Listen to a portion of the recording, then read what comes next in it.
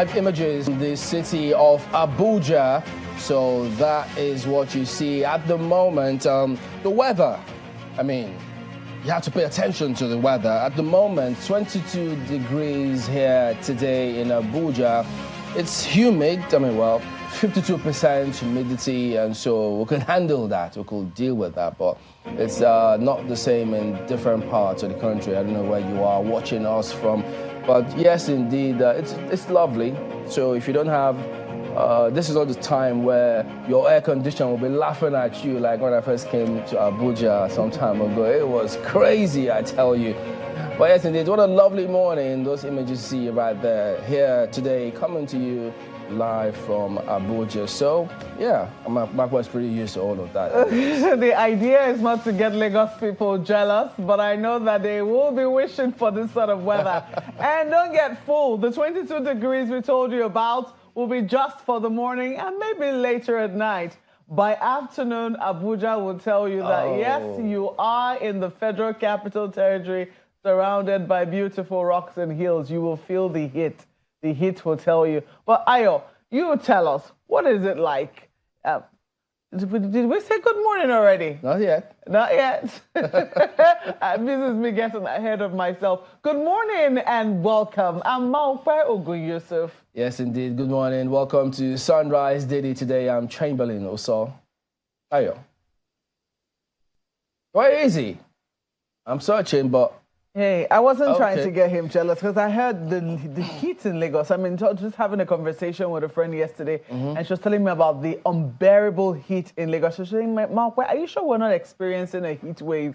I said, it's so sad that, generally in Nigeria, we don't pay attention to the weather. Maybe because we have just two major weathers, the rainy season and the dry season. And then about this time, we have what we call Harmattan, or Hamatan, if you like. And we know it has come when we know that the weather is hazy, it's cloudy, and it's cold. So we have that bit of cold in the mornings and maybe late at night. But many parts of the country these days are hardly experiencing that. And maybe we can put it down to climate change. But I think it's something that we certainly should pay attention to. If people are complaining about the weather and they think it's too hot, I think that, somebody needs to be paying attention and saying, yes, indeed, temperatures are above so and so, and people need to take heed. It's not until people fall down and start to die. And this is a reality. I mean, we've had people suffer from meningitis, people, collapsing out of heat stroke before we begin to get warnings around the weather. But it'll be interesting to know. Ayo, I don't know how it's been for you, but this complaint I'm highlighting actually came from Lagos. Is this something you can corroborate? Okay. Well, it does appear that, I will be speaking to us much later, but hey, I do know it will be very interesting also to hear from our viewers in Lagos. I know that this holiday season, a lot of people are still ensconced with their families, but hey, it's January the 2nd. Yep. Holiday should be over officially, unless, of course, you've taken some time off work. But ideally, today should be chief resumption day, and it's a Tuesday. I don't know why January has chosen to start on a Monday, maybe to impress on us the seriousness of it all. But hey, it's January the 2nd, and we generally expect that a lot of people will be back at work today, trying to get some productivity up as soon as possible. So let us know. I mean, some people have not had very good night's sleep. I hope that, what's the name of it depends on where you live, really. In Abuja, it's AEDC. In Lagos, it might be IKEDC or Eco Disco, as the case might be, Ibadan Disco. How has it been in Kaduna Disco? Have they been supplying you regular electricity, or have you had to complain? What was it like during the holidays? Did it make the weather a bit, at least you can moderate the temperature? As I speak to you right now in the studio, it's just really lovely. I mean, I hardly even 22 degrees. Maybe it's about 16 degrees or 17 degrees in the studio. At some point, I'm going to be telling this gentleman, hey, not everybody's wearing a tie. Can we regulate this a bit? So I'm hoping, that whatever it is, we've had the leeway to be able to regulate our temperatures. And that's one of the reasons why it's extremely important. Well, not just for productivity. It also enhances productivity, by the way, when you have electricity. It's good for business. It's also good for well-being. Well, yes, indeed. I mean, as a matter of fact, you know that now, I mean, for a while, it's prepaid metering. So, you know, you have to watch how you consume what you consume. If you haven't taken heed by now, maybe you have so much bucks because you know, with the economy, people plan, you schedule certain things. I mean, look at what happened with the fuel subsidy removal. People just go up with the program. They don't move cars anyhow. You don't move from one end to the other. It helps traffic. Yeah, indeed. So the same thing with the weather. So when they talk about the importance of us just planting a tree here and there, it's important because you can imagine how hot it is even when you have all of those things. They help your environment because you can't afford. Sometimes people do things and assume that, oh no, it's business as usual. No, it's not, because you can see that when weather changes, it affects your health. It could affect how you respond to certain things. For instance, over here, you see people going on with masks and everything because of the way the dust, the Harmattan haze is there. So it could be harmful to your health and, you know, your lungs. So pay attention to all those little things. They actually do matter. I mean, some books talk about little foxes. It's that same principle, I tell you. All right. So I'm just going to say that the NRC, just to add quickly, you're talking about, you know, minding how you use electricity in this period. Well, NRC is giving some reassurance that the rumor that is about to increase tariff is not true. So that's not for you to now go and, you know, be spending no fire, no smoke, as they say. So this fire without smoke. Yeah. But this smoke is without fire, whichever way you see it. We still have some comfort that at least for now we're maintaining prices. So. All right. So there you go. But today we're following up on this matter, keeping tabs on this development in Nasarawa State. The news came in several hours ago, but we checked on with the police in Nasarawa State at the moment about the kidnap of the Nasarawa local government chairman who is that's along Ningo village. So he is still, the police say they're still on the trail of those kidnappers in Nasarawa State, guys, about the local government chairman. So security has been it's been a thing. So we're trying to see how they can ensure that things go on well. So the update, I said this morning when we checked with the police, is that the abductors, they kidnapped him. So Mr. Sefiana Issa and 3 others were picked up on late Monday night. But the aide to one of them did say that at the moment they're yet to communicate with families of the victims, because sometimes when these kind of things happen, they reach out to the families and try and get a thing or two before they can strike. But we're keeping tabs around that to see what happens. So we'll bring you updates on all of those as we get them. We can go to Lagos now. Ayo. Well, thank you, Chamberlain.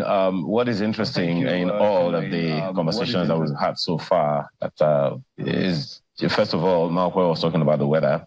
Interesting, nice. And I also like the fact that you added the Abuja hot sun. So different strokes for different folks, I dare say. To the issue of local government chairman, the local government chairman that was abducted, is very, very concerning for me, Chamberlain, if you ask me. The reason I say that is, for all that it's worth, we've been talking about local government administration and the need for them to be rock solid. As we speak, I'm not sure we can say that.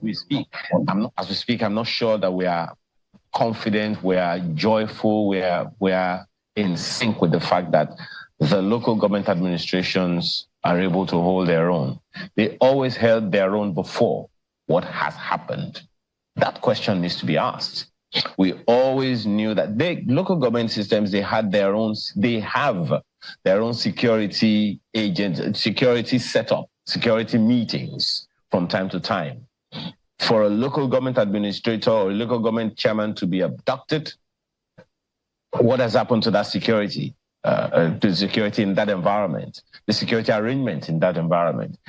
If that could happen to local government chairman, and has happened quite a number of times before, what's to say that it cannot happen to a governor in a state? So it's in our enlightened self-interest to ensure that the local government administrations work. we are not all unaware, Chamberlain and Malkwe, of several high-profile Nigerians who have met very unfortunate and unpleasant circumstances in their environments simply because the local government administrations failed one way or the other. We need to make sure that these things work, guys. That's, for me, is an extremely important element in the whole conversation. It's back to you, Chamberlain. Yes, indeed. We'll keep tabs on that one. So right away, let's go on to the dailies. Let's take you through some of the dailies here this morning. Now, we're going to start with Nigerian Tribune here this morning. Provide monthly performance reports. Tinubu directs MDAs as he signs 28.7 trillion naira 2024 budget into law. So driving that message again home, we'll focus on that here, by the way, today on Sunrise Daily. You need to stay here at the moment. And then, look at this. We jacked up original estimates to take care of needs of Nigeria as the president of the Senate. So the needs of Nigeria, he says. And so, yes, you might have seen the breakdown. And, well, if you're saying needs of Nigeria, but that of the Senate too was jacked up, well, they could argue as well, or the National Assembly, they could argue as well that they're Nigerians too, so the manner of speaking. But yes, this is the big lead on the front page here today. So I know there are questions concerning what's going on with the refineries. Are we going to see them begin pumping product? Are they accepting crude? Port Harcourt refinery, for instance, because there are those who kept on saying that what they saw was importation of LPG, connecting it to the flare, just to see, give the impression that yes, they're cranked up and then they're ready to roll. So if they go back there now, is the flare still on? Was it a PR stunt? Yeah, have they gotten crude? Are they processing crude? Is the flare not supposed to be as a result of the gas coming through from the process when you're running it? So huge questions about all of this, but we will see. That's Tribune this morning. Well, I'm making a leadership for you this morning, and they have this. Tinubu cuts borrowing. Signs 28.7 trillion naira 2024 budget. Deficit law at 3.8%. NAS vows strict oversight on implementation. It ends controversial ways and means borrowings. Well, page 4 is where you'll get to see details of that, because some people still think that is something that is continuing. And if we did it last year, who knows? But hey, page 4 is where you'll get details, but you can see the determination right there to start the operation of the 2024 budget from January the 1st. You also see right there, Etsu Nupe harps on investment to tackle unemployment. Why Pro Fubara speaker resigned, vacated seat. Everybody wants to know the why, don't Some think it might be chief of staff.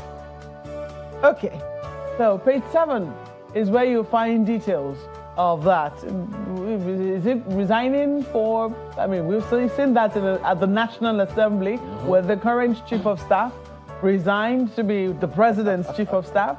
Is it following in that stead? Is it following that example? Page 7 is where you find details. You also look at the bottom here, 2024. Wike promises robust policy in FCT. Excuse me, I can tell you certainly that the residents of the Federal Capital Territory will be very expectant on that one. And let's forget the past. Ayedatiwa tells Ondo residents, page 11 is where you see details. I think it comes from some of the messages that the governors have been giving their residents in the new year. Wasn't that the president? Chamberlain, I'm sure the people of Ondo State know what part of the past he's referring to. We're going to leave it there for leadership newspapers. Well, right now we have the Nigerian Observer next. We have what do we have on the front page? Tinubu says power, food, enabling environment in 2024. That's the lead of the Nigerian Observer this morning. Says new national living wage coming. I like that coinage. So is that what the law is also going to say? living wage and not minimum wage, but hey, I guess we'll wait. Tough decisions taken in difficult times. That's what you have right there. Obviously, details you'll find on the inside pages. That's also coming from that speech of the president from yesterday. Right above the nameplate, the Obaseki counts accomplishments, felicitates with Edo people at New Year, decries cult-related killings, commences investigation of criminal masterminds. That's the story, another story right above the nameplate, and it continues on the inside pages. Right beside the nameplate is something that would look to many as like good news. Days to kick off, Dangote Refinery receives fourth crude tranche. The story is on page 2 of the paper this morning. Now, for those who are wondering what's going to happen with AFCON 2023, how is Nigeria going to do? How well will Nigeria do? Right beside the picture of that story, you find at the lower part of the page, lower right, AFCON 2023, how Super Eagles' final 25-man squad was picked. That's according to Pissarro. Find the details on page 2. That's the Nigerian Observer this morning. Now on to Daily Trust next. Experts set agenda for government as Tinubu signs 2024 budget. So they're getting their voices heard, as a matter of fact. So if you look at that, you get to see NECA urges fiscal discipline. LCCI wants action on inflation, social inequality. Nigerians seek quick relief from hardship. Can there be any such thing in the first place? What? Quick relief from hardship. There can be. There can be. I mean, imagine Quick for relief. instance, imagine for instance that owing to some miracle, the price of petrol crashes. On to what? That will be a miracle, I said. No, I think they're looking for... That will be some quick relief. That will be one, I don't want to say hell of a relief, but that will be one quick relief, Chamberlain. Well, I think the one that will work quicker is, that will be a lot more realistic for government particularly, your policy, which economic policy, because that miracle will not be, it's not an economic policy. So if that happens, you don't know about that, do you? Okay, look at this. PDP demands account of earnings, LP faults president's speech. So it all goes down there, but they've got to break down the front page there for you to see for the budget. So you might just go ahead and see that. In the meantime, Super Eagles AFCON camp opens today. Guess where? In Abu Dhabi. Yeah, so that's what's going on right there. That's the Daily Trust today. I'm looking at The Guardian for you, and I have this. Deficit execution concerns over expanded 28.8 trillion naira budget. It's a page 6 read for you right there. Indeed, the president signing the budget is one of the lead stories on the front page of many of the dailies. But look at this angle. Huriwa queries promotion of generals amid insecurity. Yeah, it's a very interesting angle. Never thought about it like that before. Page 28 is where you find details. PDP, others fault Tinubu's pledges, demand concrete actions against hardship. Fubara vows to retain Rivers' governorship mandate. That's also there. Says they're fighting for the red biro. Famous red biro. Okay. Monarch writes Tinubu over 3,050 megawatts Mambila hydropower dispute. That story is also there. Federal government not committed to agreements with Labour, NLC claims. Ooh. Oh, that is also there. So I think whoever the Labour minister is going to be, we know that there's a Minister of State, and she's a lady, very capable. Honorable Nkuruka Onyejiocha is the current Minister of State for Labour. But they will definitely have their work cut out for them. I mean, if they decide to have because the minister or promoter said, look, better go to the Senate. So now they're talking about performance appraisal. Please, let me go to where my seat is secure. Okay, Anything can happen. That's what Chamberlain thinks. Okay? Because this president, the way he's talking about performance appraisal, I better go to the Senate. I appraise myself there. Only my constituents appraise me after 4 years. Well, let's leave it there for the Guardian newspapers.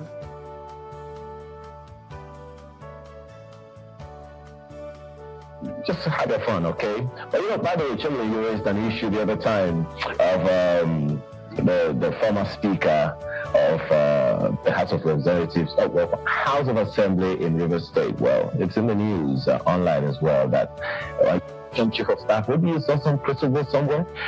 Who knows? You could actually be right. The Nigerian News Direct is next, and how does it lead? Talking about MBAs. Tinubu warns MBAs on performance assent to 28.7 trillion naira appropriation bill.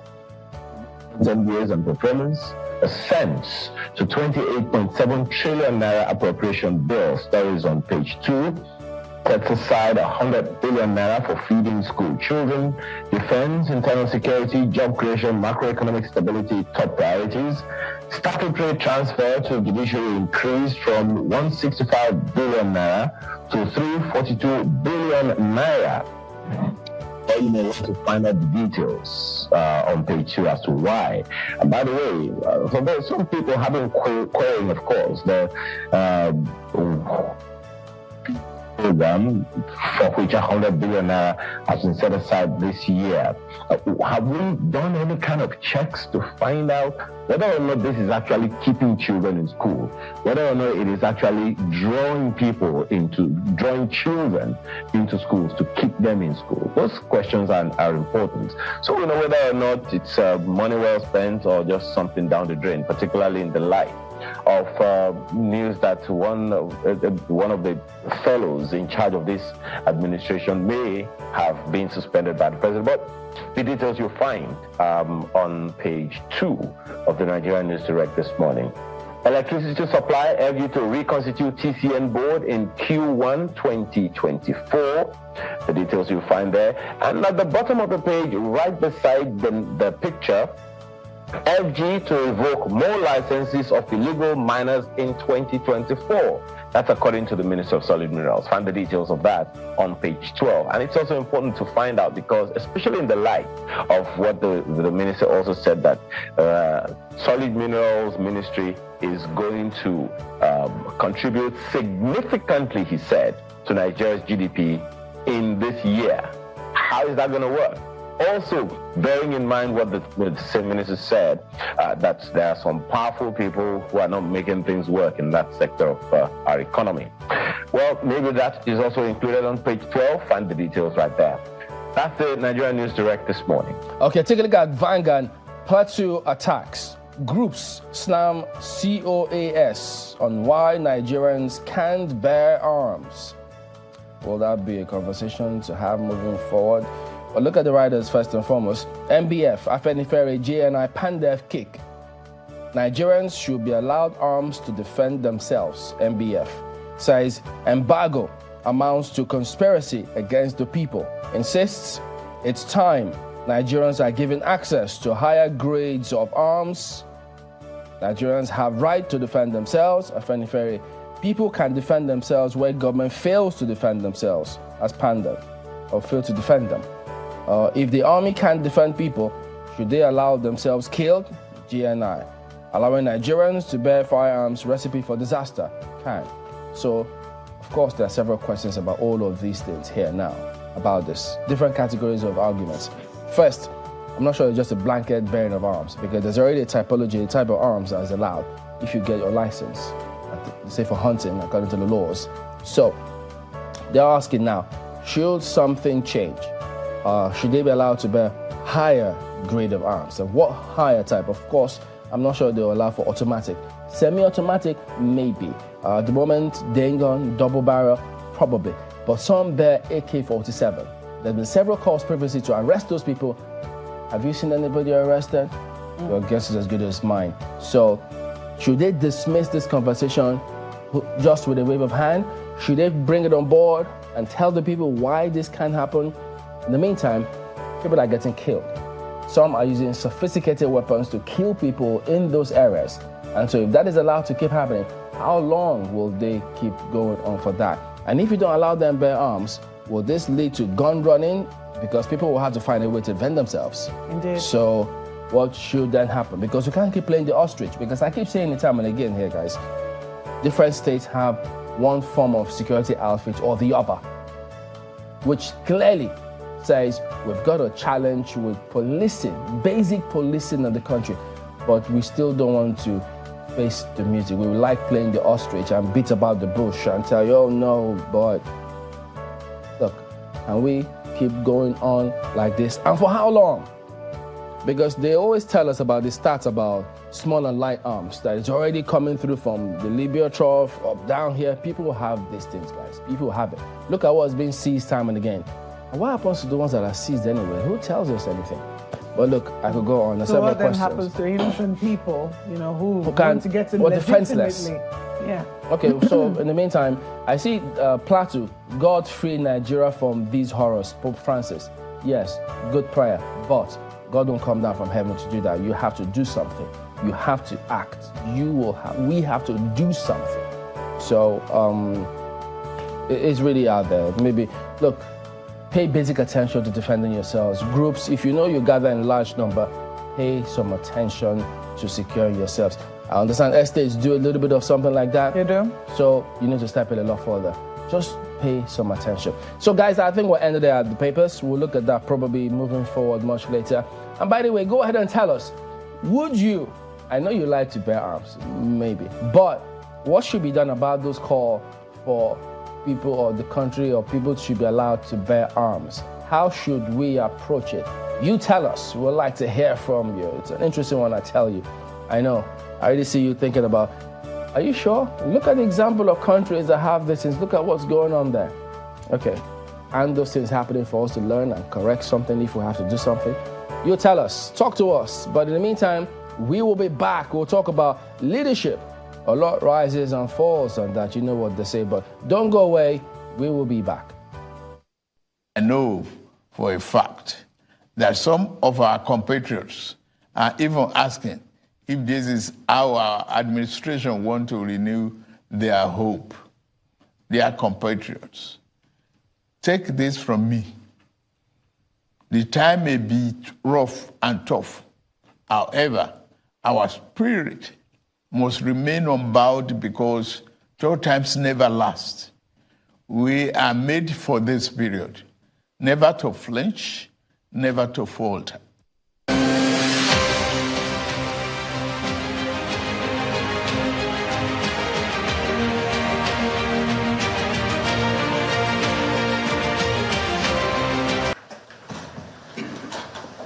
President Bola Tinubu arrives for the signing ceremony of the 2024 appropriation bill in the State House, Abuja. On hand to witness the ceremony are lawmakers led by the President of the Senate and the Speaker of the House of Representatives, some ministers, and other top government officials. After a short ceremony, the President proceeds to sign the bill.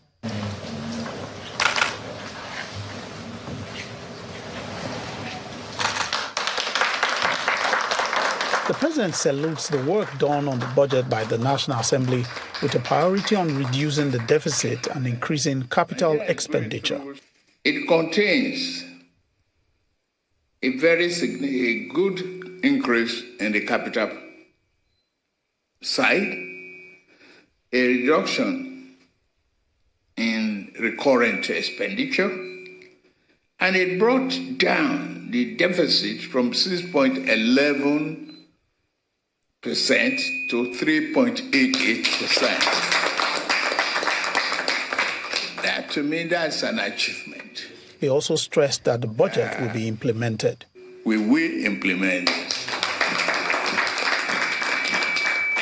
I want to assure the Nigerians that all the MDAs and our teams have been warned. MDAs must have regular report of the budget performance in the area that we put in place to help ordinary Nigerians.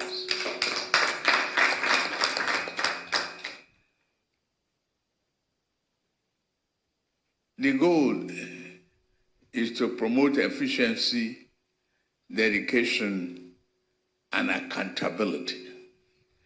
If you cannot do that, you may have to leave us to do the job on your behalf. For the lawmakers, adequate oversight is necessary for the efficient implementation of the budget. They also applaud the president's action to address the controversies around ways and means. We will make sure that if there is need, that we also undertake joint monitoring of the implementation of the budget to ensure that, yes, nobody can tell us one thing in the chambers or in the green chambers and another thing in the red chambers. We will make sure that we monitor very well. And he has also assured us that he has passed the matching orders to them. Ours is to make sure that we do our job. Oversight. Landmark achievement we had was also approving the securitization of the ways and means, which has effectively brought to an end these controversial means and ways of borrowing money. And he has assured Nigerians that this will be the last of this kind of ugly incidents. The uniqueness of the budget is highlighted by the ministers who are confident of adequate funding. We are spending close to 11.4 trillion as capital expenditure, which is about 39% of the budget itself. I think this is almost the first in a very long time in our history. Equally, Mr. President said it today.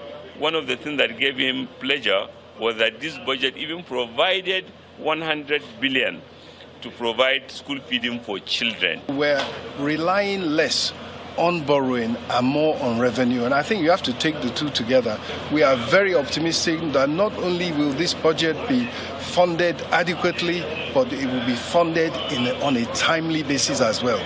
From all indications, these government officials appear very optimistic about the full implementation of this budget and its impact on Nigerians.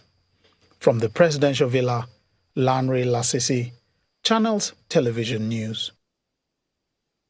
Oh, twice in as many days, two very important initiatives executed by the president. First, that speech, which some of our guests yesterday believe that it brought in some hope, still some hope in the people. And also, of course, this conversation around the budget that was also signed. At that signing, you heard the president also say something he said in his speech as well, that he will ensure that the ministries, departments, and agencies do their job.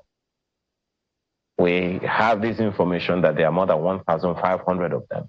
How will we ensure that they do their jobs? The president said that he set up a policy coordination, evaluation, monitoring, and delivery unit in the presidency. In other words, all bucks of the ministries, departments, and agencies stop at the presidency. Quite some work for the leader, wouldn't you say? Let's have conversations around that. This morning with Dr. Sam Adeyemi, who is here with us in the studio. He is a strategic leadership consultant. Thank you for joining us today. Thank you for having me here. First of all, when the new year comes, all kinds of activities tend to restart. Truly speaking, and factually, from what you know and from what people need to understand, is there really a restart or a continuation of the same thing, but maybe with a tiny bit of some little more oomph than previous? Well, thank you so much for having me. I like to wish you a happy new year and to wish all of our viewers a happy new year too, and the rest of the team. So is it a restart or a continuation? Interestingly, the start of a new year gives us a lot of hope, and it does make it look like it's a fresh start altogether.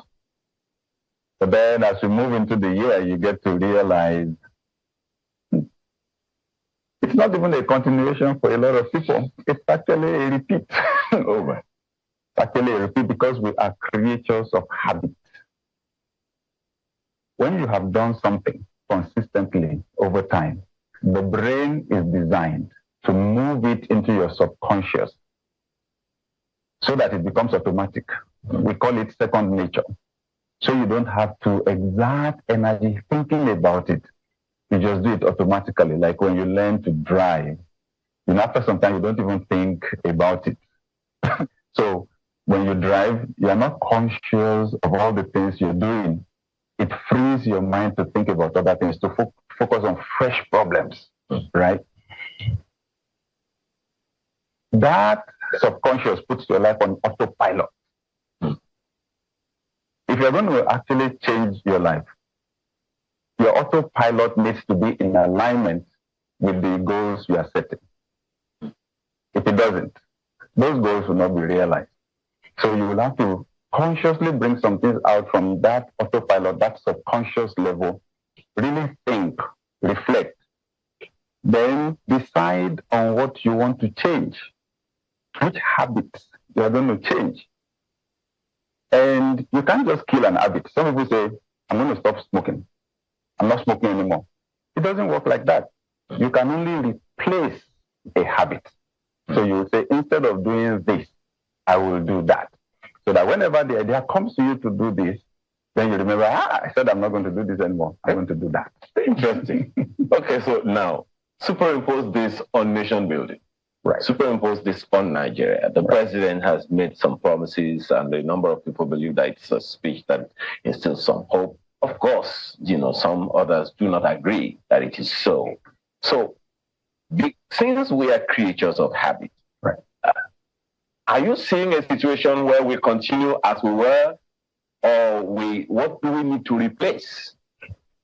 Thank you. With what? Because people want food, and nothing can replace food. People want good health. Nothing can replace good health. Right. It's either good health or no health. It's either good food or no food. So, superimpose this theology, if I can use it, right, on nation building and the promises that the president made. Thank you. So, the president has done his part. They've laid out the plans. They've done the budget. So the big question is anything going to change in our behavior? Whose behavior now? The behavior of the leaders in the country and the behavior of citizens. But it starts with the leaders, because where the head goes, that's where the rest of the body goes. So will the behavior of leaders change? The president alluded to that in saying, we're going to hold the MDAs accountable, make sure they do the job. We're going to have a monitoring unit at the presidency. And he said something which maybe we've not had in a long time. If you don't achieve your goals, you will have to leave us. So that is a new leadership habit. At the end of the year, we need to hold him up to it. Will we fire anybody? Right? Will we get an account of what's been done? Because one of the challenges with our leadership culture is that lack of accountability. Remember again, even though we're practicing a democracy, our traditional leadership culture is monarchical in structure, right? So we even still have our traditional leadership. We still have our kings. And I come from the Yoruba culture, and the word we use for our king is kabiyosi. Kabiyosi means you can't be queried. You're not accountable to anybody. Whatever you do is your business. And you will find out, both for the leaders and the citizens, that's where we still are. Now, they've signed the budget, the federal budget. The states, many of them have also signed their budget. Most citizens will not bother to know what is in the budget. At the end of the year, we're not going to ask most of them, what you said you were going to do, did you do it? So that gives the freedom for people to then take as much as they want. That's what we use power to do in our part of the world. Human nature and power don't mix together well. They never do. That's why democracy has become the best form of government for creating development. So the KBOC, we have to ask them. We have to hold them accountable. The president has said his, right? But then look at those MDAs, so many of them. So at the end of the day, who's really going to hold who accountable? There is one part we as citizens also then need to do. So we need to hold the president accountable.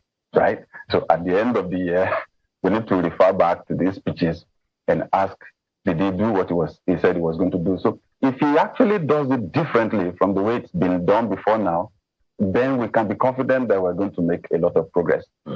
But back to that principle, the likelihood is that things will continue the way they've been. If you're not young, right, and you've been in this country for a while, you know we've had speeches and so on at the beginning of the year. We've signed a lot of budgets, but a good chunk of that money ends up in the pockets or accounts of a few people. I'm hoping it will be different. Which leads me to the question of consequence. Well, the president has hinted at the likelihood of consequence. And it's one of the things that so many people continue to say. So the president is saying that there is this monitoring unit. It's either you deliver or you are out of the system. So in the event that they do not do what they're supposed to do, when they have been funded for it, how should the consequence management be taken?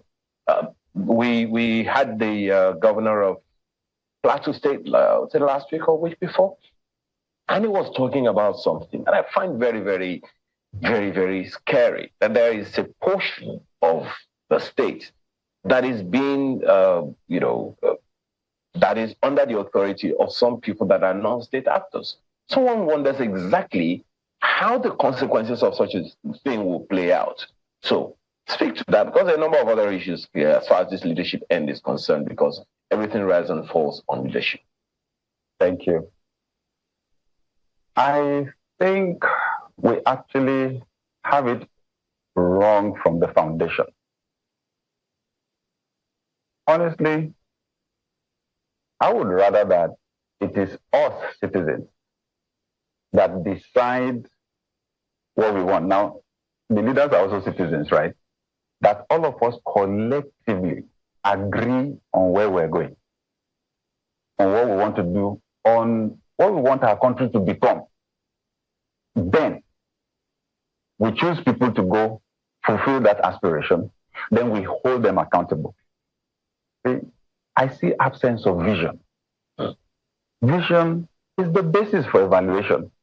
If we did not agree on where we were going, how would we know when we got there? Not to talk of discussing the vehicle that will take us there and how fast we'll get there. Government is only a vehicle. Government is only a vehicle that should take us to a destination. And my challenge is that generally in the country, we have not agreed on the destination. We celebrate small achievements here. Our leaders in government do things that should be part of their normal job description every single day, and then we're singing their praises to high heavens. At the end of the day, everything doesn't add together because we've not agreed on where the whole country should go. So I would say first, at the national level, more than ever before this year, we need to address this issue of development, of our vision. Where is Nigeria going? What kind of a country do we want Nigeria to become? As good as it is that we'll build some roads here, we'll build a dam there, we'll improve power supply here, if everything is moving in different directions, if they don't come together, we'll find out we're building here, some people are tearing down there. So we've got to start with the national vision. Then it needs to then come down to the state level. Then we need to be able to see our states developing, then the cities developing. This needs to add up. We'll come to those states. Right. But talking about the vision, we've shouted ourselves hoarse on this program, on the issue of vision, on this organization, on this platform, Channels Television, actually. Right. But one of our guests in discussing vision talked about the fact that we already have the vision of Nigeria laid out. For instance, in the national anthem, the second stanza of the national anthem, the last line says, to build a nation where peace and justice reigns. Right. Well, there are those who are wondering whether or not shall has been removed from that sentence.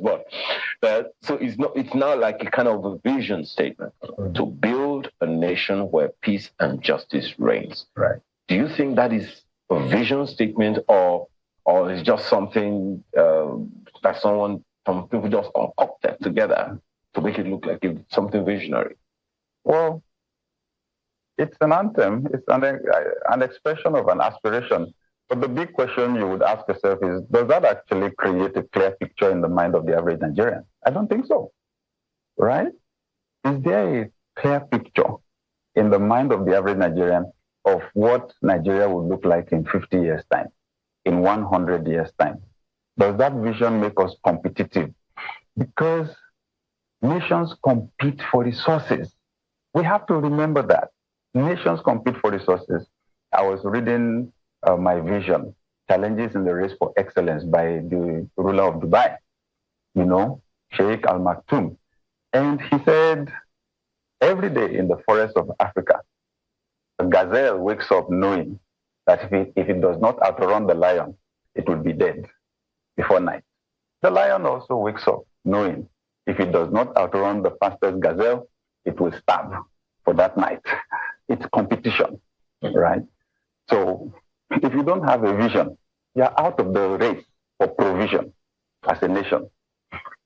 So what I'm saying is, what we have in our anthem and national pledge are values.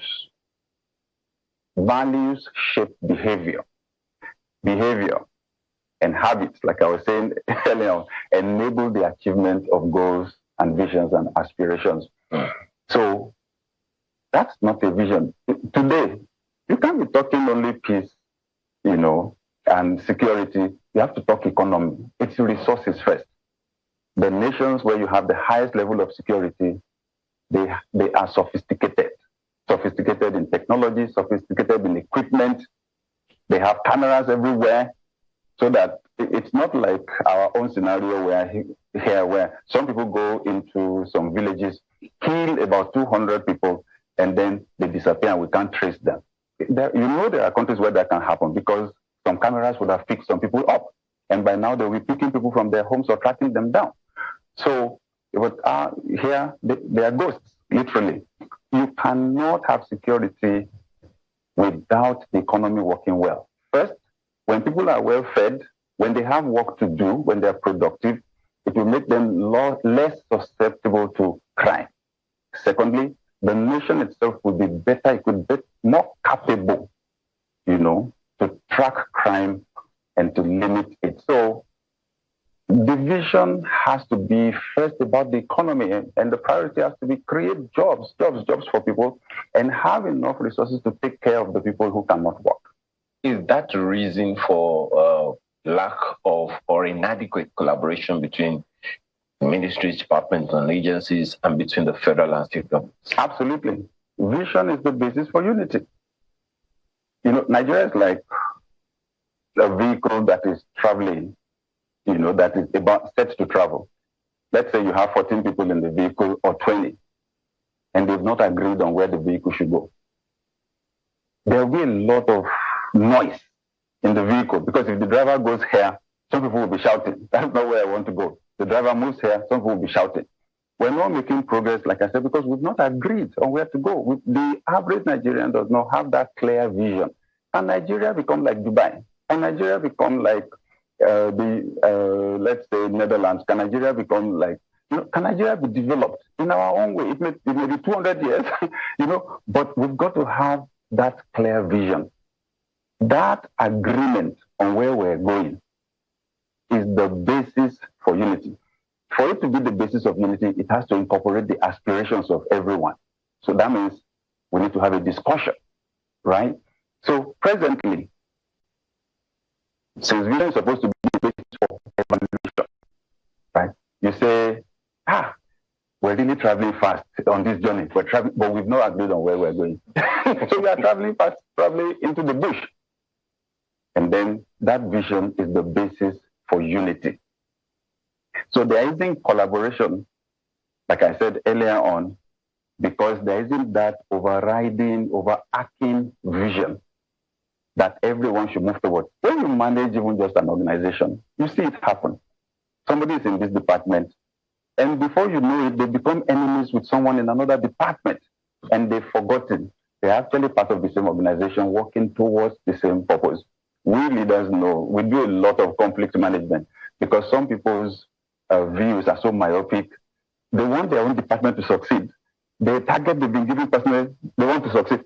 But except you help others in other departments to succeed, all of you eventually won't achieve your ultimate goal. So we're not seeing enough collaboration because you have the federal, you have state, you have local government, and then you have all those MDAs and so on. We're just pulling in different directions right now. I was going to take you up on, still I am going to take you up on the fact that we have multi-level leadership in the country. Right. And I think you probably already even answered that question. But let's take you to my colleague in Abuja. Mokwe has a question or two for you.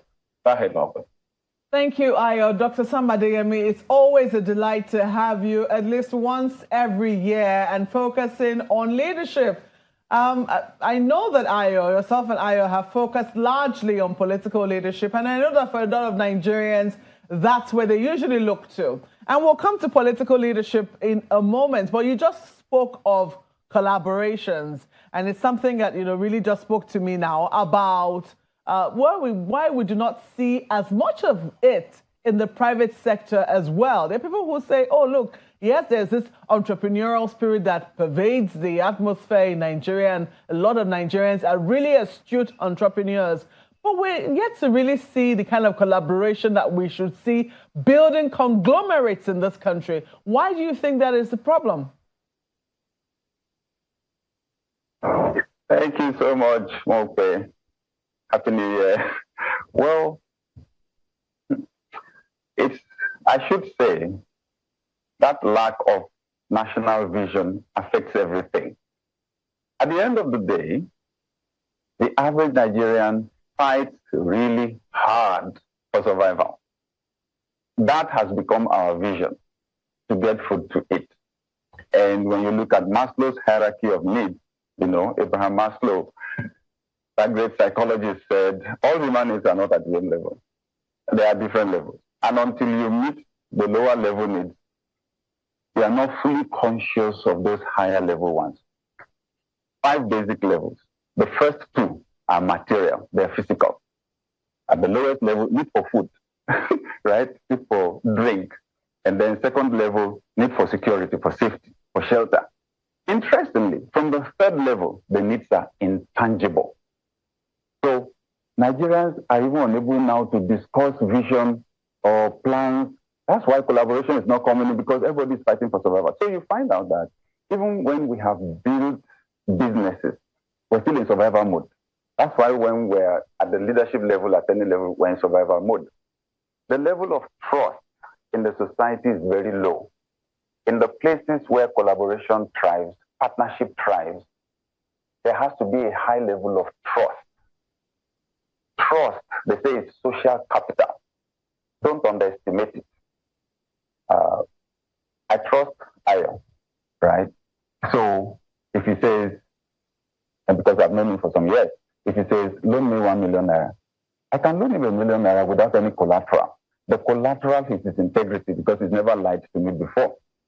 Social capital, trust in social capital is so powerful, but the level of trust here is so low.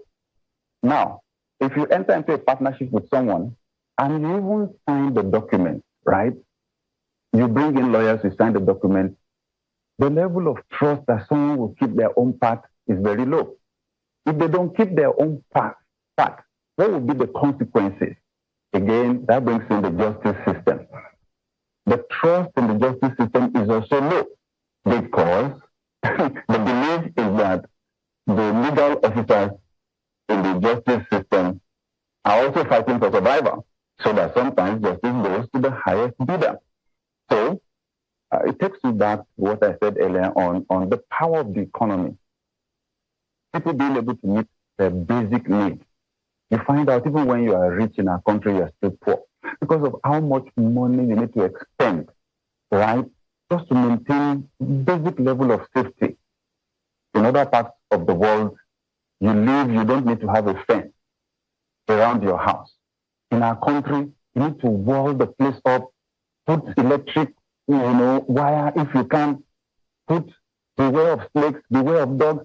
You need to hire a security officer, pay for extra protection from security officer, and then make sure everything is bulletproof. Your car is bulletproof, the house is bulletproof. Now, it looks like some people, from what I hear, are even building bunkers for themselves in this country because of the level of insecurity, right? So the level of trust is so low, and there is no protection or no protection for when trust is broken. Well, I think the first thing is to realize where the problem lies and then to now see how we can begin to build it. So as we go into 2024, today is the second day in the year 2024, realizing our problems. The fact that the general trust level is low across society and is also low between leaders and the led. What do you think needs to be done to begin to rebuild this trust? And I was going to say, please don't take us to political leadership. Is it going to rise and fall on political leadership as well? Well, I would say it's going to rise and fall on leadership. And I know that when we say leadership, the mind of the average person goes to people in political leadership. But we've redefined leadership. It's not the occupying of a position. A position gives you opportunity to lead. But the leadership itself, the core thing, is ability to influence one or more people to achieve goals. And once you bring the definition down to leadership, then you realize leadership happens at all levels. At the end of the day, when you have a team, if you have one star player, everybody else is a poor player, the team would fail. It is the average quotient of the whole team that will determine the success. So you need to have an all-star team. So right now, we need to address our leadership culture because that influences all of us. I said earlier on, our leadership culture is monarchical in structure. Look at all our institutions down to the family, down to the way many of us are leading where we are in our little departments. It's that monarchical structure. The leader is very powerful. The others are slaves, powerless. We need to now turn it around. Leadership, the essence of leadership is service. It is empowering others to be able to achieve goals. That requires sacrifice on the part of those that lead. So, back to building trust. All of us in our country need to accept this responsibility as a generation. The responsibility of our generation is to create a vision for development for our country. Is the starting point. King Solomon, one of the famous old kings in the past, once said, where there is no vision, people perish. I don't see how we're going to go past, or sidetrack that principle. There's a statement that was made in the book, 7 Habits of Highly Effective People. We cannot break the law. We can only break ourselves against the law. You can't break principles. They're powerful. If you want to break gravity, gravity will kill you at the end of the day. So this vision principle is huge. All of us are leaders, and where there's no vision, there's no leader. All of us need to agree that we must have this discussion on where Nigeria is going. And I promise you, once the average Nigerian in any part of Nigeria can see the possibility of our cities becoming like cities in the developed world, you will be amazed at how the tendency for crime, for disunity and all that will just calm down. That's the starting point. And then we set milestones for ourselves. Once we begin to achieve those milestones, hope will rise. The desperation will come down. One thing is important. After you've gotten that vision, you must have values. That's where the trust comes in. There must be certain habits, behaviors that will make it possible for us to achieve those goals. I will mention one value that I believe is the cornerstone of every other one: love. And love for me is not just you feeling gooey about somebody else. There are different dimensions to love. At the highest level, love is you recognizing the value of another person and you celebrating that value. value, the highest level of value must be placed on human life. Gratefully, we're a religious country. And I'm a Christian, and I read in the Bible that God created man in his own image. They asked Christ, which is the greatest commandment? He said, love God and love your neighbor as yourself. The two of them are on the same level. Whatever you will not give God, don't give another human being. However, you will not treat God, don't treat another human being like that. So you will find out that when you really love people, you will be generous to them, you will be kind to them, you will be patient with them, and you will treat them with excellence. Excellence. When it comes to you serving people, you will do it with the highest level of quality. So we need to have the vision, then we need to have the values, the behaviors that will make the realization of vision possible. Remember, these are intangibles that I am talking about. But in the parts of the world where you value material things over those intangibles, you find out they're the ones at the back. They're the ones at the lowest level. The countries that take those intangibles very seriously, interestingly, they are the most prosperous in our world. It does feel like I should be taking notes as you're speaking, and I'm hoping that our viewers have a pen and paper with them as you're speaking, but just in case, I mean, it's always back on YouTube for them to replay. I'd like to ask you, and you can give this example from anywhere, are there any examples of leadership in Nigeria that inspires you? I'll be very grateful if you also find amongst political leaders. Oh, thank you.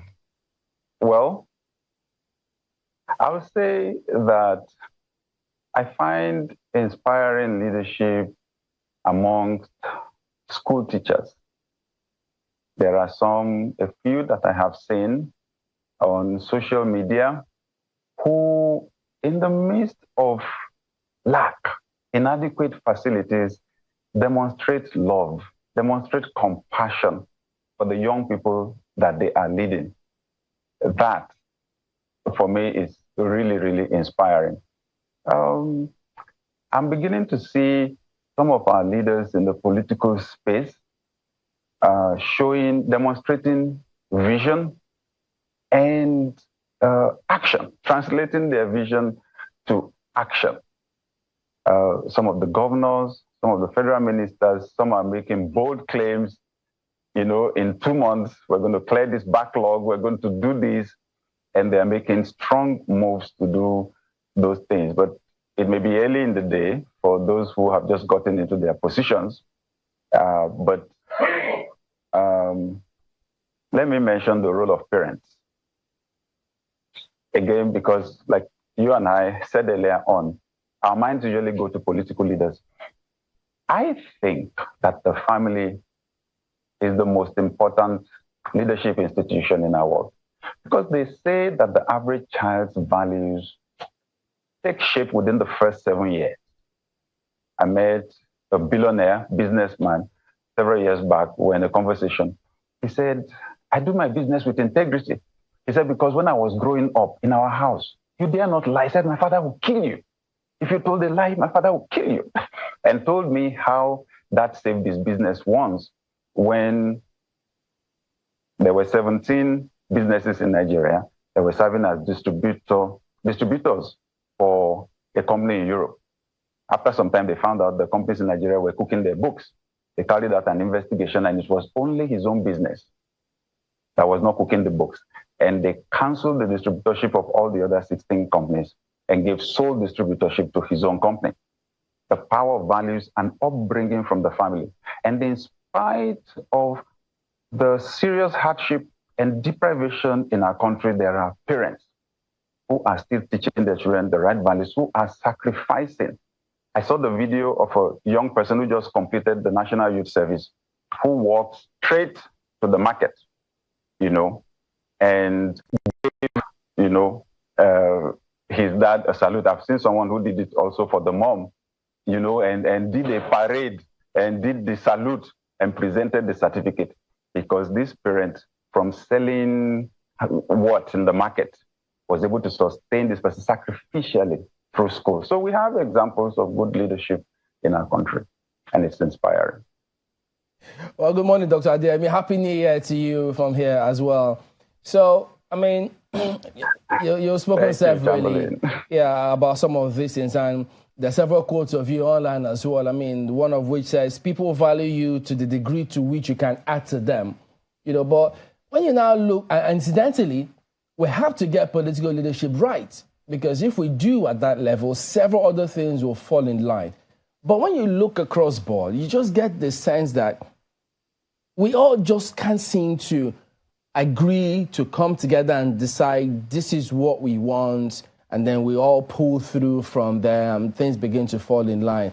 So one wonders, will it be a good idea for maybe if one thinks, look, as long as we can talk about getting it right, leadership, what we want, but if we are not committed and then be seen to be taking those actions, we still will not make the kind of effects that we want.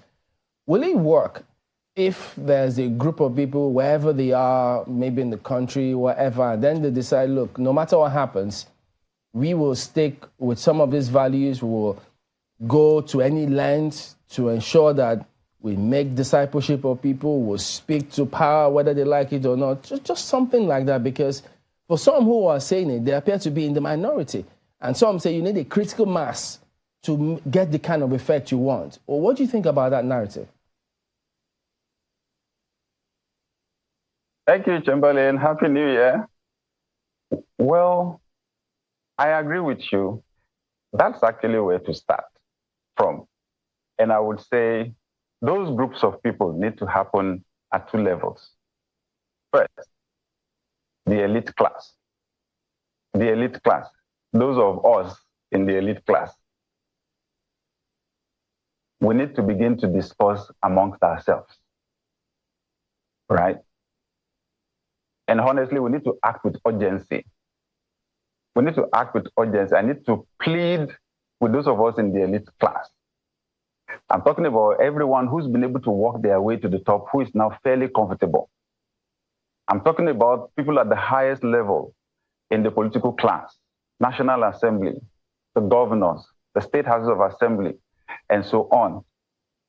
I'm talking about those of us in the business sector. I'm talking about even those who are at the head of religious institutions and civic society. It will be in our self-interest to get Nigeria to work now. The younger generation is more enlightened. They have access to more information. They are not going to keep silent for long.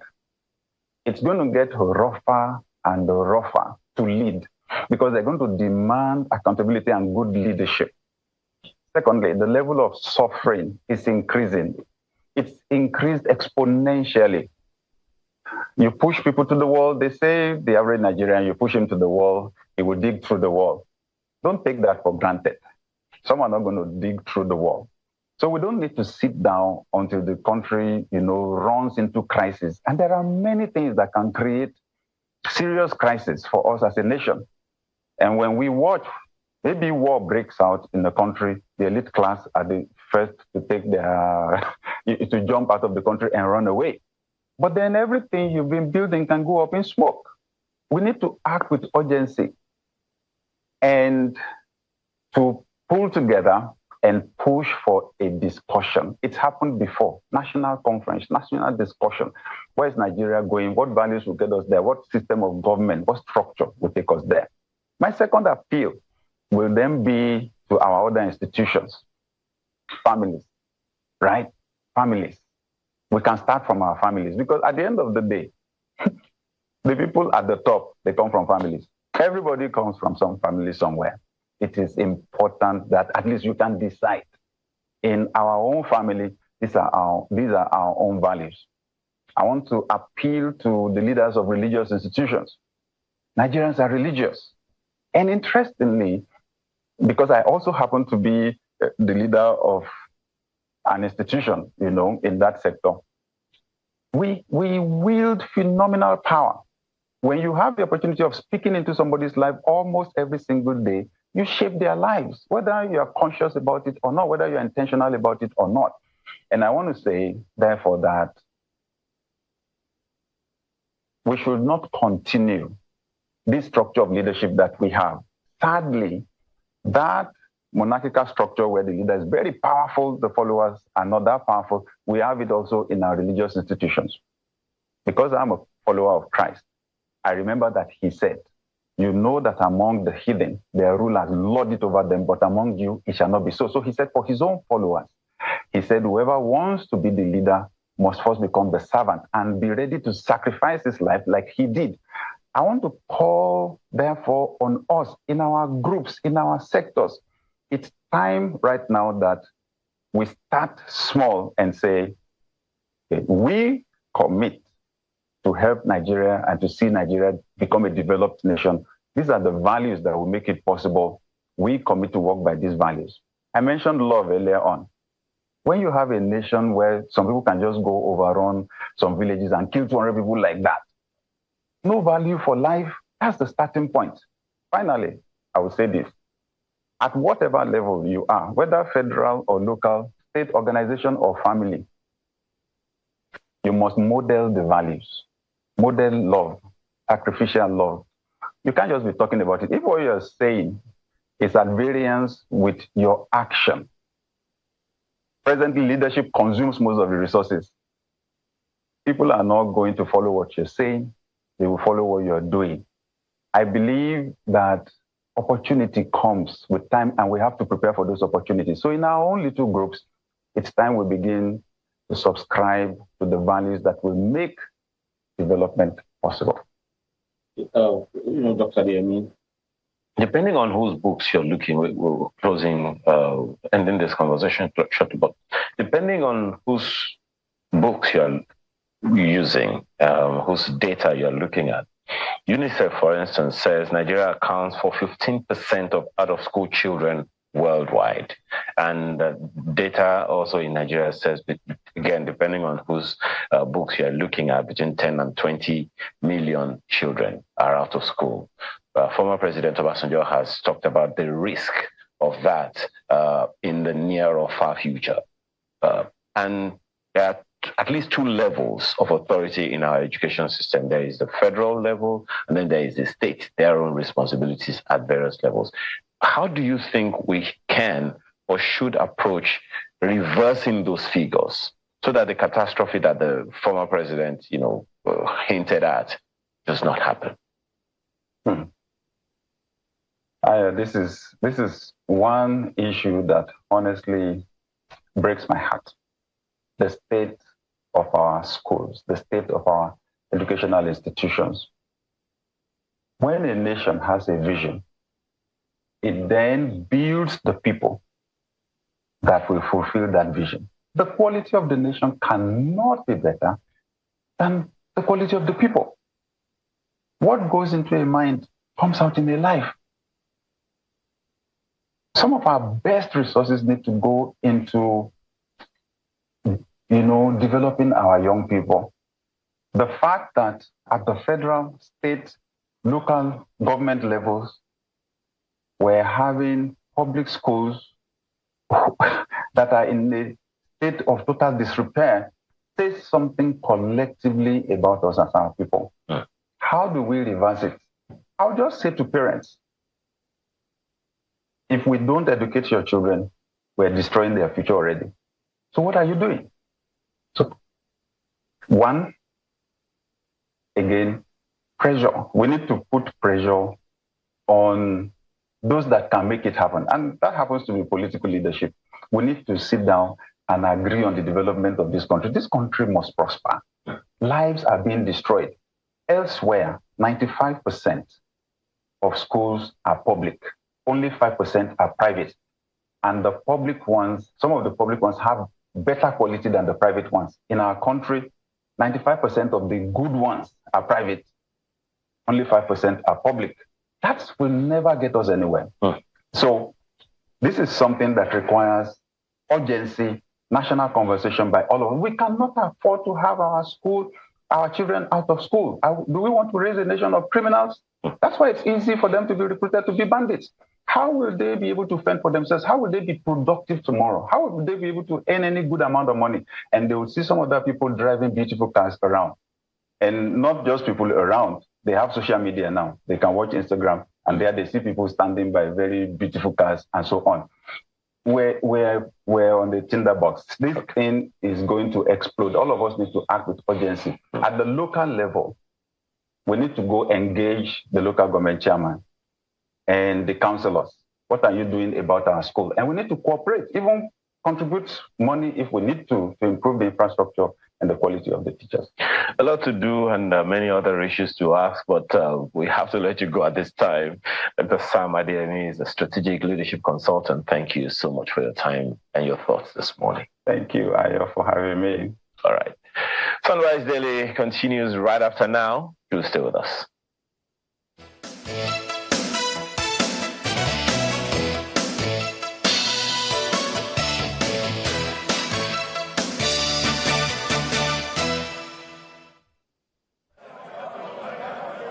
Less than 48 hours to the end of 2023, federal lawmakers are resuming plenary on a Saturday in their determination to keep their January to December budget cycle. This special session is to receive the reports of the committees on appropriation in the Senate and the House of Representatives. The breakdown of the report shows that 1.74 trillion naira is for statutory transfers, 8.27 trillion naira is for debt servicing, 8.77 trillion naira is for recurrent expenditure, and 9.995 trillion naira is earmarked for capital expenditure. The ayes have it. In a committee of the whole, both chambers considered the reports of the committees on appropriation and subsequently passed the budgets. Statutory transfers in total as recommended. Total debt service as recommended. While the sum of 9,995,143,298,028 naira only is for contribution to the development fund for capital expenditure. However, lawmakers have concerns, especially as regards the implementation of the budgets. The MDAs, instead of them to swing into action immediately the budget is signed by Mr. President, they wait until the funds is released. And this is a wrong approach. So as a committee, I'm giving kind of advice and instruction to all the MDAs in the country that they shouldn't wait for the funds to be released. Immediately the President signs this budget, which I believe any moment from now is going to be signed. What we expect from them as committee on public procurement is for them to start what we call a procurement plan. The issue of implementation, we had procurement process. That process is a little bit delaying the implementation of the budget.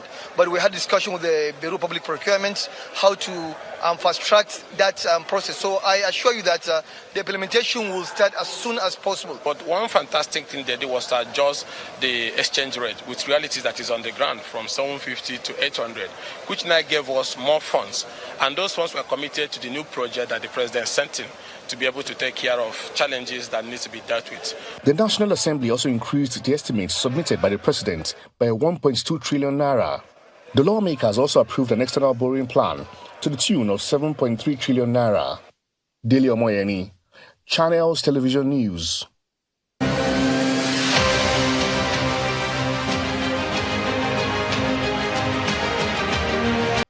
All right, welcome back. Dr. Omar Brenda joins us next. He's a former National Coordinator for the National Social Investment Program, that's the NSIP.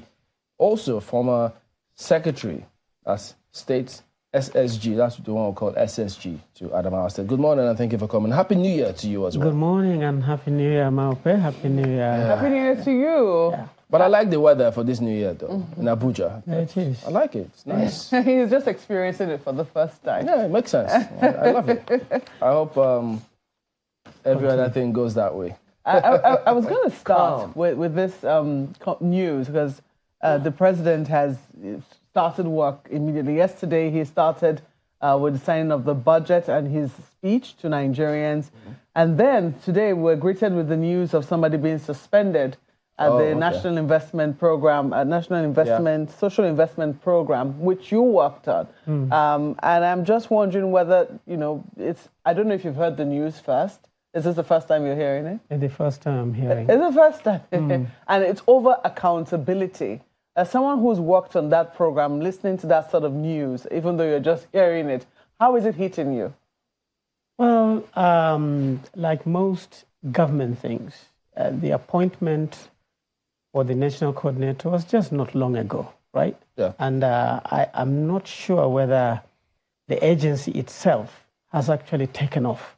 Oh. What I mean by that is that an agency is an entity, an institution of government backed by law. So it has its own board, it has its own executive officer and accounting officer, it has its own management, and so on and so forth. I'm not sure. I mean, I left the place some time ago, but I don't know whether that is there. Secondly, I'm not sure whether the dynamics of the institution can incur this particular phenomenon of misappropriation, because the budget has just been approved. Yeah. What they inherited was the 2013 budget, which you remember, 2023 budget, which there were, some of the money was mopped up and then it was not returned, and there's so many things. I mean, at the time when we left, or when the new minister came in, they were struggling to get the money back from all kinds of sources. Whether the money is now back, and then they've started, because I'm not aware that the president is talking about rejigging and reintroducing school feeding program. Yeah. The N-Power program has not really taken off. The credit packages are all being planned now. So how is the misappropriation, unless if the misappropriation is historical? Because I learned that the lady was also a public officer before her appointment. So the NSIP, while you were there, was it under the president? How did it function? Because remember, not long ago, the Senate was talking about moving it to the presidency, and that being the presidency or not doesn't stop their oversight function. Yeah, you see, the NSIP, I think, came up after a very rigorous study and research in 2015, and it actually took off in 2016 in the office of the then His Excellency the Vice President. It sort of scaled through from 2016 to 2019, when the new Ministry of Humanitarian Affairs was created back in August 2019. Then it was moved as part of the then president's strategy to coagulate all the major institutions to do with destitutes, to do with vulnerable people, to do with poverty in one place, so that you can be able to facilitate the synergies and the partnership that we're talking about. So at that level, the program was executively run in the office of the minister. But because it is in the ministry, it does not work like an agency, because the accounting officer is the permanent secretary, while the chief executive officer was the minister. I was only a technical advisor, to be quite honest. Okay. So now, let's read this. This is a part of the statement that was released signed by Ajuri, the president, Ajuri Ngelale, president's spokesperson, and it contained the president's directive to the MDAs. And in that, it says here, if we could pick it up, all MDAs have been directed to take responsibility and provide monthly budget performance reports to the Ministry of Budget and Economic Planning, which in turn shall ensure the veracity of such. The Minister of Finance and Coordinating Minister of the Economy shall hold regular reviews with the economic management team, and in addition, I, as the President, shall chair periodic economic coordination council meetings. So he's giving the MDAs the marching orders now. Besides him saying earlier on in that retreat, put simply or paraphrasing, you shape up or you shape out. So he's again saying here now that he's going to be presiding over so many things. It means that we expect a lot from the ministries, the MDAs now. So when you read this kind of narrative, how do you see this playing out? Well, I think this is very good that is coming from the president himself. Because you see, running government affairs, particularly running the MDAs, you have various levels of leadership. The president sits right at the top, and the image of the president, his omnipresence, is actually through the ministers. Every minister represents the president in that sector. And that's why the Constitution itself says every state should contribute a minister, meaning once you have a minister, you have the president's present in your state. And therefore, so And then the MDAs, many of the parastatals and the agencies are under the minister. There are some which are extra ministerial, they are under the president. So for the president to say, look, I have signed the budget, meaning I've allocated resources for you on the planned programs within this fiscal year, and I will not condone any laziness and so on and so forth. It is the president asking for people to be technically prepared. You cannot deliver this if you are not you're not shaped up to be a leader. A minister should work very closely with their permanent secretary. The permanent secretary should have all their directors coagulated as a team. Once you have frictions between minister and permanent secretary, this particular directive may not go down very, very well. So as a leader, you have to calm down. There are instances when you need to condense to a level. There are instances where you need to pop up to a level so that you come at par.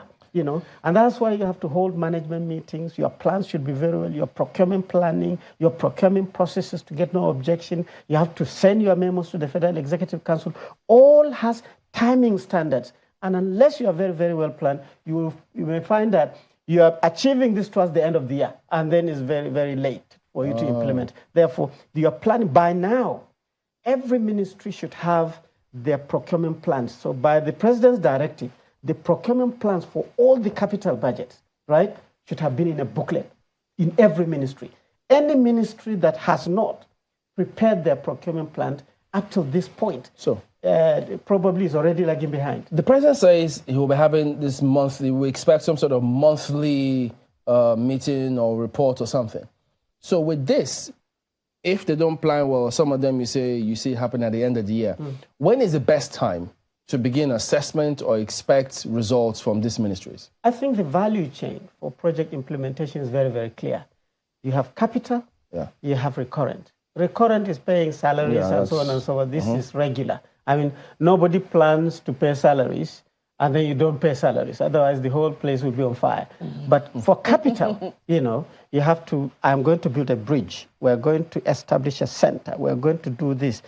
It's very clear that is the basis for the budget. You've gone and defended your budget. Now there's a figure attached to that. So you know what to do. So at this point in time, the president should ask a question. I want to see the document, ministry by ministry, agency by agency, on their procurement plans. Their plan of action. Their plan of action, this is it. It's literally procurement plan. I want to see that you have planned to procure 1, 2, 3. And the directors of procurement, coming from the Bureau of Public Procurement, every ministry has one of them, are the chiefs of these procurement plans. They should have a meeting and everybody should submit their plans. I am going to buy this. This is what I'm going to buy. This is their price, and so on and so forth, so that they can now take it through the due process. There are some in the ministry you can conclude it through the Ministerial Tenders Board. There are some that you have to take it to the Bureau of Public Procurement because of high level. There are some that you can implement because of the value of the resources that you require in the ministry. Minister can approve. There are some, even the permanent secretary can approve if it's below 20 million naira. But when it goes higher, approval limits can send you to the Federal Executive Council. If you don't plan, even your memo getting through to the Federal Executive Council to pass through smoothly can be a problem. Because sometimes a minister will say, hey, that project there, we have a similar project in my ministry. How come that you are not talking to us at the Federal Executive Council? President will say, the two of you are not talking, so you need to go and that will take you longer. You have to go back and reconsult and so on. So these plans are absolutely necessary to make sure that ministers are talking to each other, permanent secretaries, everyone, they have what we call a service-wide meeting with the head of service. They should be talking to each other too. And then the directors, each of the directors planning officers, they have their own group. Directors of procurement, they have their own group. Directors of admin, everybody should, that synergy is what is going to make sure that the plan is smooth, implementation is smooth, so that you can be able to scientifically be able to provide the president, through your ministers, a comprehensive report of performance. Well, we're still talking largely about implementation, and that's key, because, I mean, it's already been passed into law, and after law, implementation is next. But one of the things we've seen is that the initial budget presented to the National Assembly, the final figure which was passed and has now been signed, was increased by a significant trillion. So some people have, taken objection with that, saying, look, they don't like the fact that the National Assembly has jacked it up. But looking at it, the National Assembly has said what we've done simply is that we've reflected what we think is a more realistic rate for the dollar. But even then, analysts are still saying, look, even the rate which they have reflected at 800 naira is still not realistic enough if you consider what is currently happening at the I and E window. So from what you can see in the benchmarks that we have allocated for this budget, even though it's already been passed into law, have we been realistic enough? Well, every time you compare your figures or your money pegged with the dollar, you will always have problems, especially if you're like our country, you are a consuming country, you are an importing country, most of your activities are dollarized. And so the message, in my opinion, in this budget by the president and by the National Assembly is that let us minimize the dollarization. Let us internalize our own oppression. For example, is it possible for Nigeria to say, flour millers, Nigerian farmers can supply you wheat? For that to happen, agriculture and the research institutions will have to work to make sure that there are seeds, there are pumps, this water is managed very well, farmers are well trained. So you see how the value chain works to localize the budget, minimize the dollarization, and then the reality might even be better because the naira could even get stronger if we start producing ourselves. But if we continue to consume everything we need that is good has to be brought from out of Nigeria, you must buy it using dollar. And if majority of the budget or the larger bulk of the budget is implemented on this on the basis of dollarization, you can understand people's concern about the exchange rate changes and instability affecting the budget. But those kind of things are long term. I mean, if you were going to move from consumption to production, as was the anthem last year, that is going to take time. If you want to say wheat, bakers, for instance, millers, let our local wheat people, supply you. How much of that do we have? We see that even in the president's speech, there's still a plan. You don't plant today and reap tomorrow. It will take a while. In the meantime, what should happen? The indices can change anytime. Well, you see, I know maybe the example with the wheat is a bit it's a bad example. But I can give you an example with rice. Rice, based on past policies, say the anchor borrowers, through the CBN supported by small-scale farmers, have actually built up the momentum to produce rice massively. Problem with Nigerian rice is the stones. But rice doesn't grow like cassava inside the soil. So where did the stone come in? It is in the processing. Because the rice is standing like that in the air. Mm-hmm. We cut it down and bring it down to the ground. We beat it with sticks to mix it up with soil. And then we sit down and complain that there is soil in it. What to do is that while it is standing, just cut it from there and take it up. So you know what I mean? There. This is now technology. This is now processing know-how. This can readily be available, if not available already. Why? As I always say, we don't have 250 universities for nothing. People I know discredit the education system. But no, the idea is the same way we scrutinize ministers and heads of agencies, we should also scrutinize vice chancellors. We should also scrutinize the heads of research institutions. Why should your university be producing unskilled people? You should question the vice chancellor. We should question the heads of the research institution. Why is it the technologies for processing rice is not coming out from this agency and that agency? This is the way to go to localize things. As we speak, we know that we have more than enough millers. Yeah. But we don't have paddy. Yes. Paddy is a problem. We don't have enough growers. I don't know, from your experience, you've also worked in a state which is largely agrarian, Adamawa State. What precisely do you think needs to be done to incentivize those who are going to the land? First, I think in our country, we have to understand that the world has changed from superficial guesswork. You have to use data. You have to be technically prepared. If you're not prepared, you have to use people who are technically prepared to do things. First. Secondly, we must understand that, just like we're talking, you have to plan things. You cannot just wake up and hope that, like rain, it will fall one day and then your crops will grow. You have to plan it in such a way that farmers require seeds, they require fertilizer, they require pumps, they require skills upgrade, and so on and so forth. When I was secretary to the government in Adamawa State, when we were implementing even the Anchor Borers program, this is only a loan thing. But some of the loans reaches the farmers after harvest.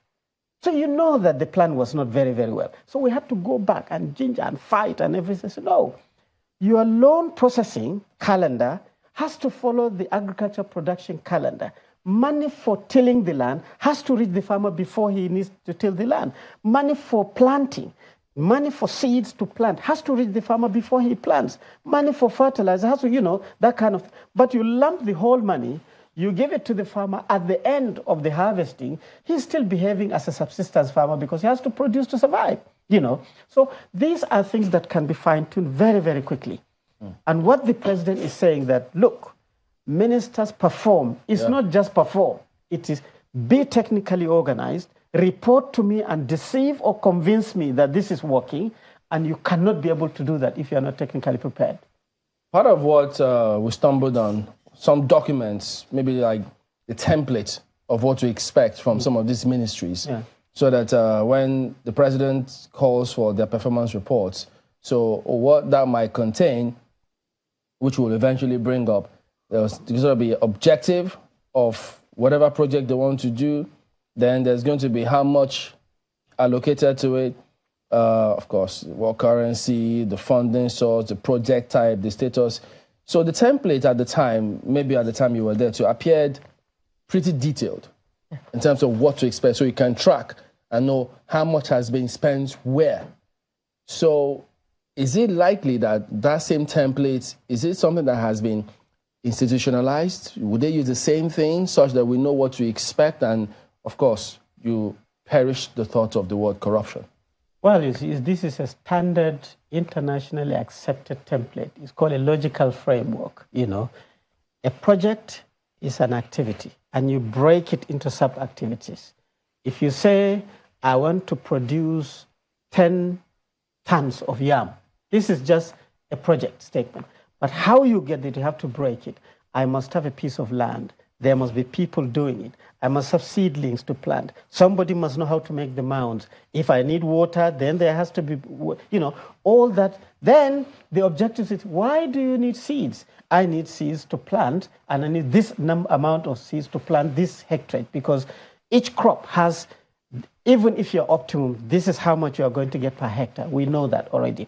And down the logical framework, it is all very, very well detailed. In most cases, in my public experience, this is beautiful, prepared by agriculture, prepared by SMED, and prepared by ND. Everybody prepares this.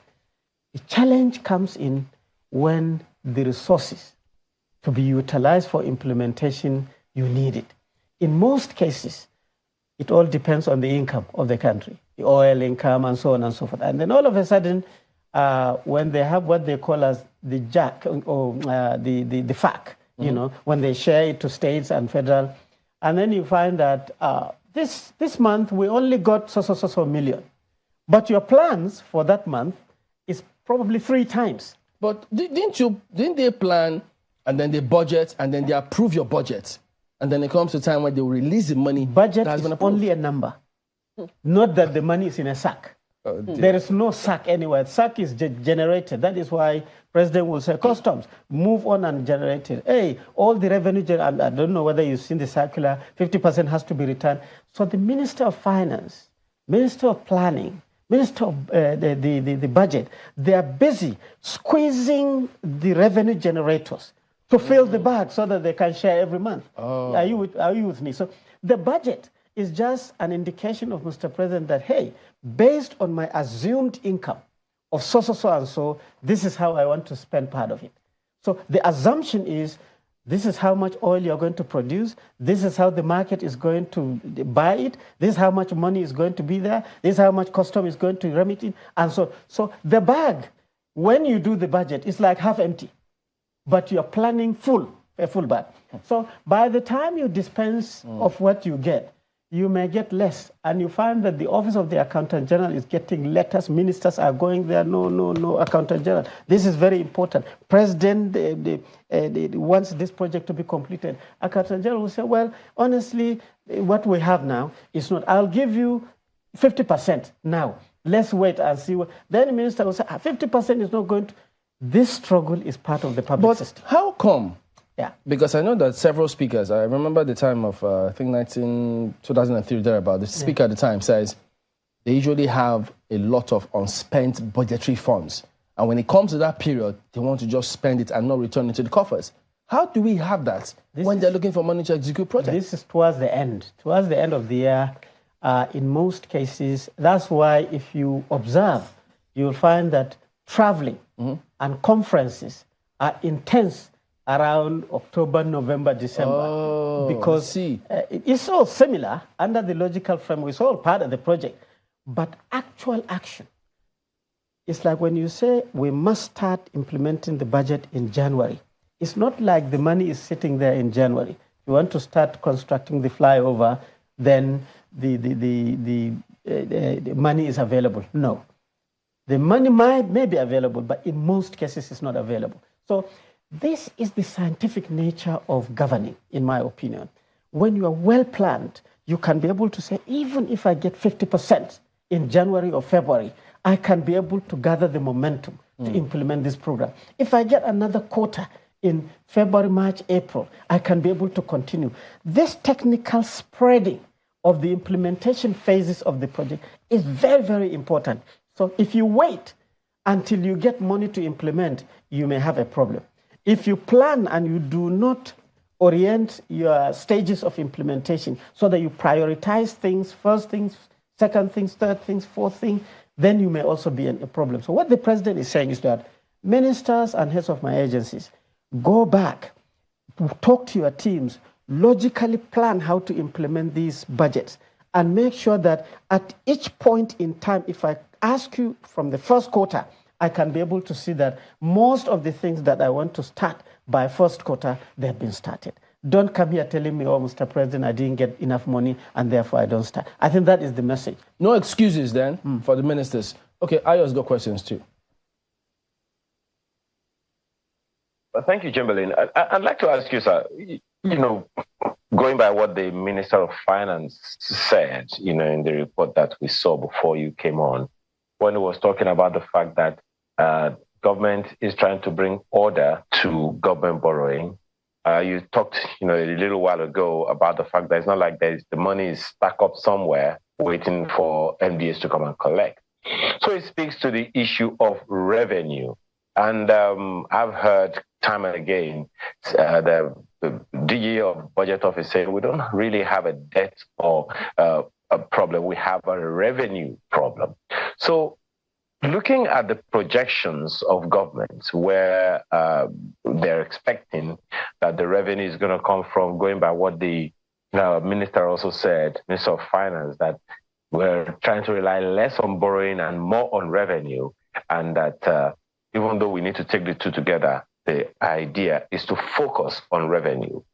Going by the projections, do you see us scaling up revenue as a nation enough for the federal government to be able to fulfill its promise of significantly implementing the 2024 budget? Yeah, thank you very much. Happy New Year. Yes, this is a vicious circle.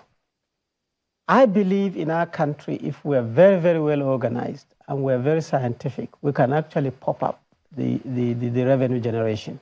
You see, if you look at the survival of enterprises or entrepreneurs in Nigeria, for me, I recognize 3 layers or 4.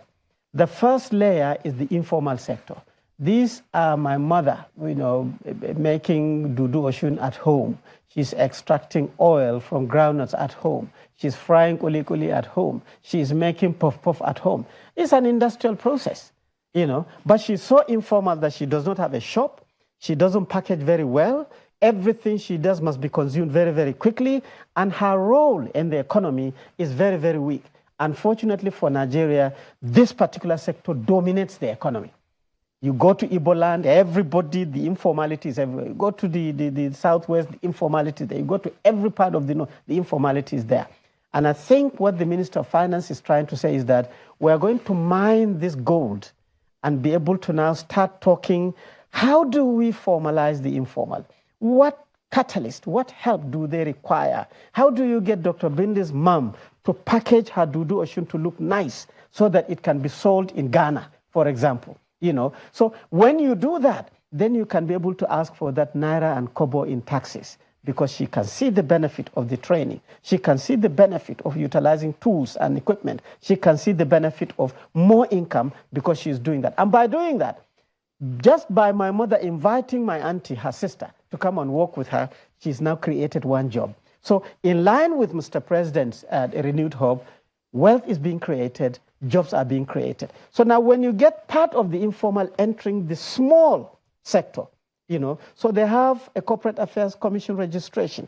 They have probably 2 or 3 people as a team meeting every Wednesday under the tree to be able to talk about it. They have, you know, so these are the ladders that you have to go from: informal, small, medium, until you reach the large enterprises, taking advantage of our materials, taking advantage of our market, reducing the dollarization effect.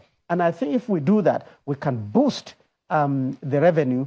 But unfortunately, this process requires scientific approach. You need people who are studying this, who are generating data, who are crunching this data to tell us which way to go, which way not to go. Then we need the institutions that are producing massively, technocrats. People think Nigerian graduates are not good, they are not theoretical. I disagree. I'm also a lecturer in the university. The challenge is that when you bring them into this, and you take a young person, I've seen it in Empower, who has studied even economics, into a poultry house, in 3 months, you will see that he has changed. He's cleaning the dirt, he knows a little bit about chicken. I had some beneficiaries ask me to say, Oga, I didn't know that I can raise 200 chicken. No, it's not a big deal. And we've created some of this. So this is the way to go. But if the vigor, technologically and scientifically, is the momentum of that vigor is poked up in Nigeria, I can tell you that is what China has done. That is what is happening in India. And Nigeria, with its population, we must be able to learn how to mine these spots. And that is why all the sectors, all the ministries must realize this at the same time, so that they can be able to get synergized, so that when you talk of data, you find that everybody is using the same thing. Informal, small, micro, and so on. Which you just added now. Yeah, go ahead. My apologies. Which is where the challenge is right now, that of collaboration. Yeah. The president has said that the partnership needs to happen with state governments as well. A lot of scrutiny is always on the federal government, of course, for obvious reasons. But it is in the local governments, in the state governments, in the states and the local government areas that the real development, the real impact of whatever the federal government is doing is going to be felt. And the states also have their own budgets as well. How do you think that the collaboration, the networking between the federal government and state governments needs to work, which it seems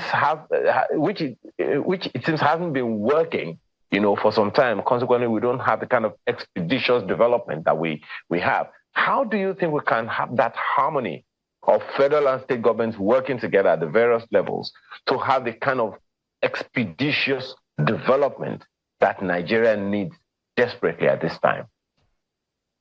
Well, thank you very much. This is a very important question, and I can bring in some of the experiences I had when I was secretary to the government. When I moved to Adamawa State as SSG, I was purely a technocrat, not a politician. There was nothing that these politicians have not tried on my head to literally frustrate me, to kick you out and so on. But that is when your administrative skill comes in hand. I knew that Adamawa State government had a poverty alleviation institution. All you need to solve poverty is that try as much as possible to give people skills and then let them use that skill for some kind of job, and that job should be gainful, so they are paid for it. But I know, coming from the federal system, that SMEDAN is also trying to do that using federal resources. And they have an office in Yola, in Adamawa State. NDE is trying to do that too. The SDG's office is trying to do that too. Industrial Training Fund is trying to do that too. So with my own skill and experience, I went straight to the Federal Secretariat as the Secretary to the government.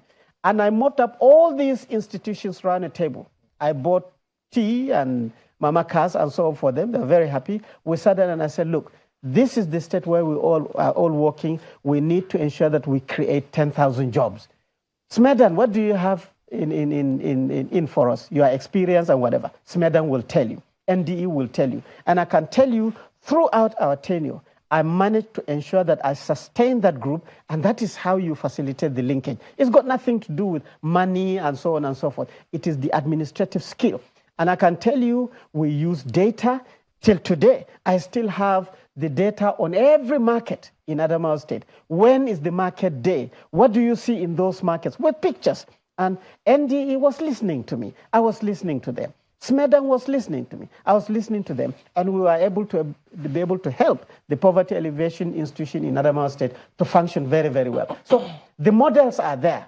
But as I said before, the meeting of heads has to happen recognizing the target of Mr. President. When he says, I want to create jobs, he is not referring to Ministry of Labor.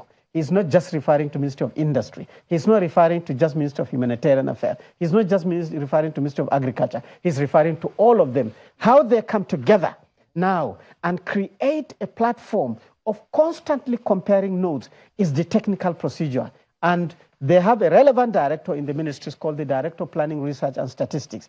That director has to be professionally prepared to talk to other directors, and you can have clusters of people that can help us to achieve these objectives. That director is going to be crucial to us getting the performance from the ministries, so exactly. Which we'll keep tabs on. Well, we have to thank you for coming on this morning, Dr. Omar Benda, former National Coordinator, National Social Investment Program, as the NSIP, former SSG to Adamawa State Government, and also NOTAP.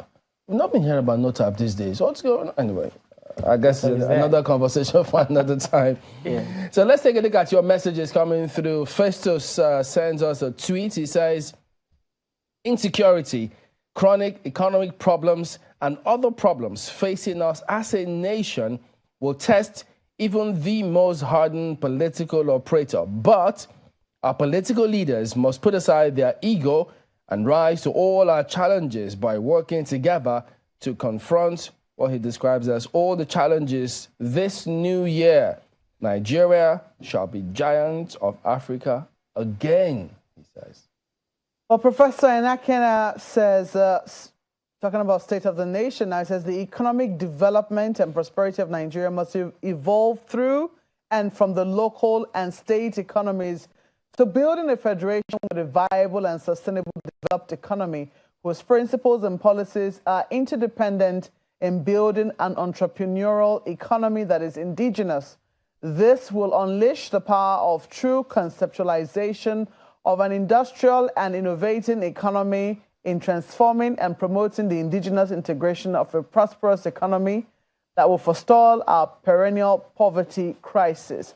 Well, he goes on, but I'm sure I'll have to leave it there. Professorial feedback is always quite a challenge to read. Thank you for sending it in. Respect to follow Professor Malfe. Olagunjo Oladele said, regardless of politics or appearances, our leaders must focus more on their political capacity rather than the capacity of the resources available to them. We are yet to optimally harness the natural and human resources available just because they focus more on politics. That's Olagunjo Oladele. And that's the show this morning. Thank you for the privilege of being a part of your morning. Amaya Makinde, have a wonderful and productive day. Well, we don't take your feedback for granted. Thank you for watching. I'm Maupe Ogun Yusuf. I'm Chamberlain, so Happy New Year. Goodbye.